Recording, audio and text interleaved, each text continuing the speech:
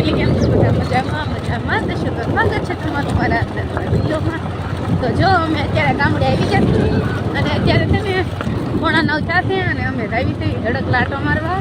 અમારે થોડું કામ હતું દવાખાનાનું એટલે અમે આવ્યા છીએ અને તો અત્યારમાં તો આવી છીએ હડકલા. જો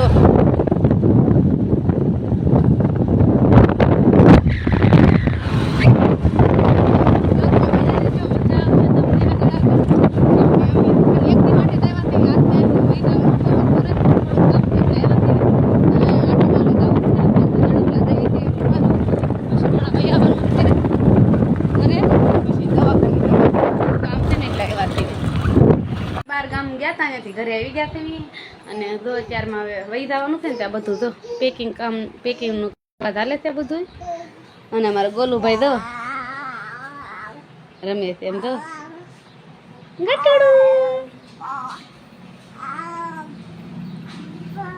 ભાઈ મોજમાં છે. સુરત જવાનું છે એટલે ભાઈ હે અને ગોલું માં તો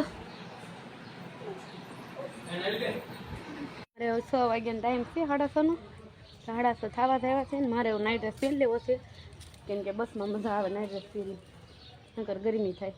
અને તો આ મારા પપ્પાએ વાડી બનાવી અમારા ફળિયામાં રીંગણી ટમેટી ને એવું બધું છે આમ અમારે. અહીં તો લીલું લહણ ને આમાં તો બહુ રીંગણા આવે છે ઉતારી ન લીધા હોય તો તમને બતાવું જો મોટા મોટા રીંગણા આવે છે મસ્ત રીંગણા છે જો બધું વાલો ને એવું બધું છે અહીંયા. મારા મોટ બાપુની બધા છે ને અહીંથી રીંગણાને એવું ઉતારીને ખાય જો મસ્ત છે.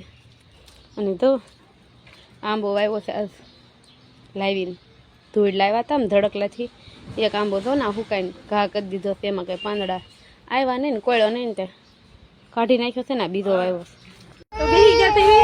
અમારા ગોલુભાઈ તો બસમાં ક્યાંય ગમતું નથી તે રોવે છે ભાઈ ગોલુ દવા રોવે છે નકરો.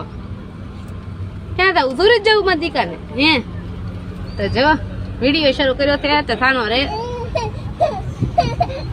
હા મેં તો એને પપ્પાને બાળી રોવે છે ત્યાં જવું છે ને એટલે કાંઈ નહીં. આમ જો અમે તો બસમાં બેસી ગયા છે અને તો આવું કામકાજ શરૂ કરી દીધું છે કેમ કે બહુ લાગી છે અમને અને હજી હોટલ એવું ખાવું તો પડે કા સારું હાલો તે. અને જીશાનભાઈ ને વિદય દો નીચે. જીશાનભાઈ ઘડી ખૂતા હતા ને જાગી ગયા છે હવે. તો જો ચા પાણી પીવા ઊભી રહી છે ને તો એ ચા પાણી અમે પી લીધું છે. તો